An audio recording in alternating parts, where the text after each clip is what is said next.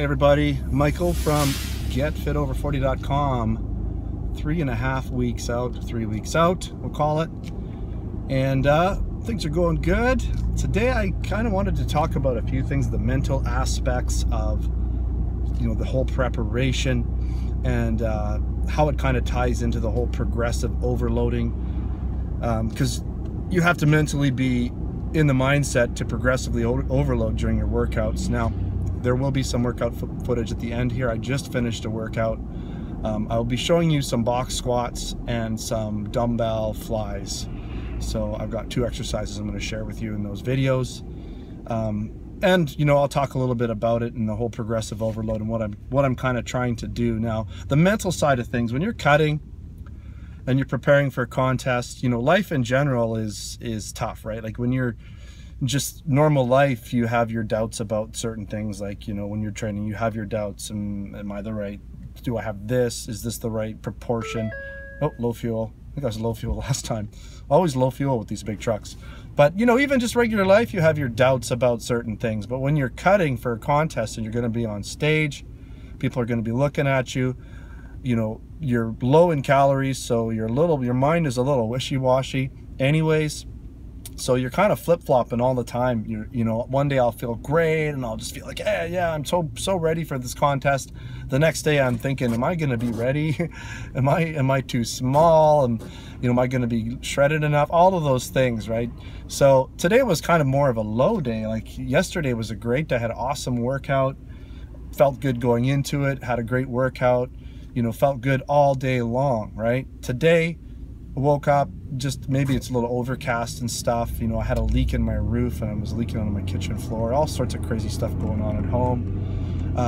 And then I just, okay, it's legs. I got to do box squats. That's never fun. So went into the workout just feeling really crappy. But you know what? I had a great workout. I actually, in terms of all this progressive overloading, I was able to kill it today and I was able to increase my numbers. And so let's get into that side of things, the whole increasing your numbers. Now, there's this fellow and he was adamantly telling me that while I'm cutting, there's just no way I can improve my strength. There's no way I can, work out more intensely while I'm cutting. It's physically impossible. You're putting too much stress on a body that's not getting enough food.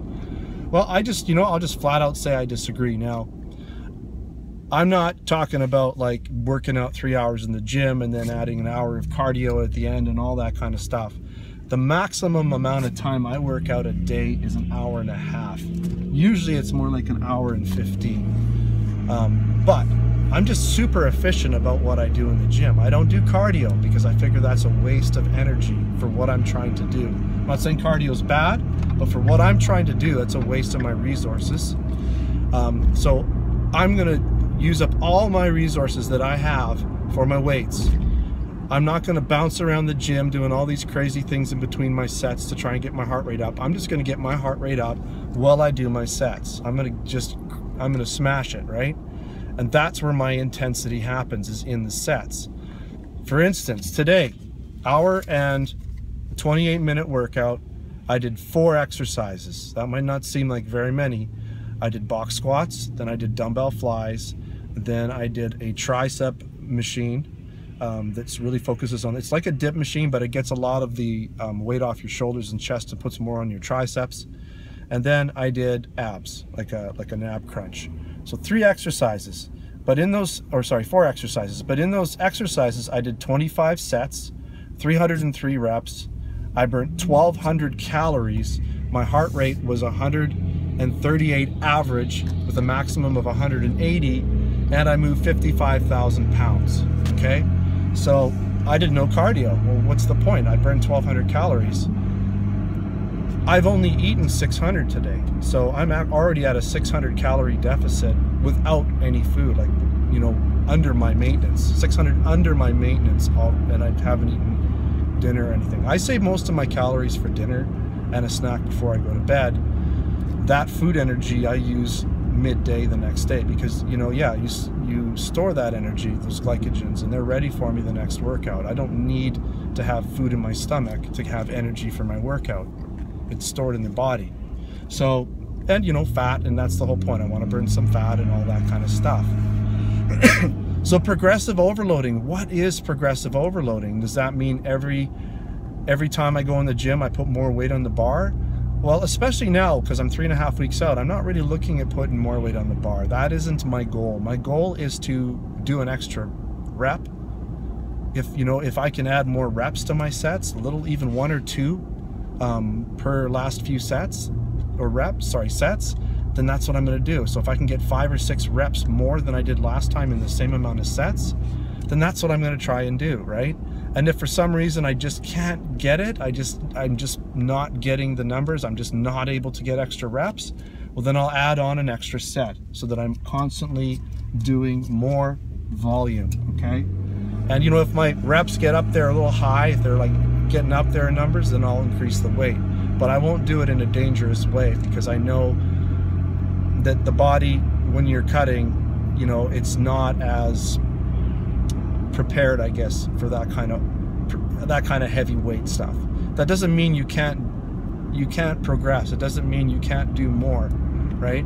It's mostly in your mind. It really is. Like when I go to the gym, I'm not thinking, oh man, this is going to be so much fun. I'm just thinking, okay, well, if I can get through that first little bit, and usually what I try to do is my worst exercise, the most intense, the hardest, most ugliest thing that I don't want to do, the compound movement, the heavy deadlift, the heavy squat or whatever, or the heavy bench. I get that out of the way. I get my heart rate elevated so that it stays a little more elevated through the whole workout. And I take my time between sets. I let myself fully recover. Well, not fully recover, but especially, at the beginning I'll do them a little closer because those are a little bit lighter, a little bit more of warm-ups, 2 or 3 sets of warm-ups. But my working sets, I'll take time between them for sure if I need it, right? Whatever I need, got some rain coming down. And that's kind of, that's what I do. You can, now here's the other thing I wanted to say. All year round, I don't work out this hard. I train, I train kind of just as a maintenance throughout the year, just to, keep some mass, look good, not let myself get, too high body fat percentage. I cut down from about 7.5%. I started my cut at about 7.5%. That's another thing. When people say, oh, you can't cut and put muscle on. Well, yeah, if you're cutting from 15% body fat down to 5, it's going to get horrible for you. Your body's going to be fighting you. It's not used to it, especially once you hit 10%. If you were 15 and getting under that 10 down to 5 is just going to be you're fighting your body the entire time. It's not going to react well to it. But I'm only talking about, I lose about 3% body fat for competition. That's a breeze for me. I mean, that is nothing. This is not hard for me. This is like so easy. I mean, I'd say so easy, but compared to what other people go through, it's so easy, right? I know guys that are training and cutting that are, they're putting away 2,000 to 2,500 calories a day, which is about what I'm doing, and they're doing 2 hours of training or more of weights plus an hour of cardio, and they're just killing themselves, right? It's so hard. I mean, trying to find that energy for all that activity is really, really hard, right? And they're trying to lose all this extra weight. It's not easy. Now, where was I going with all this? I can't even remember. I've totally lost my train of thought.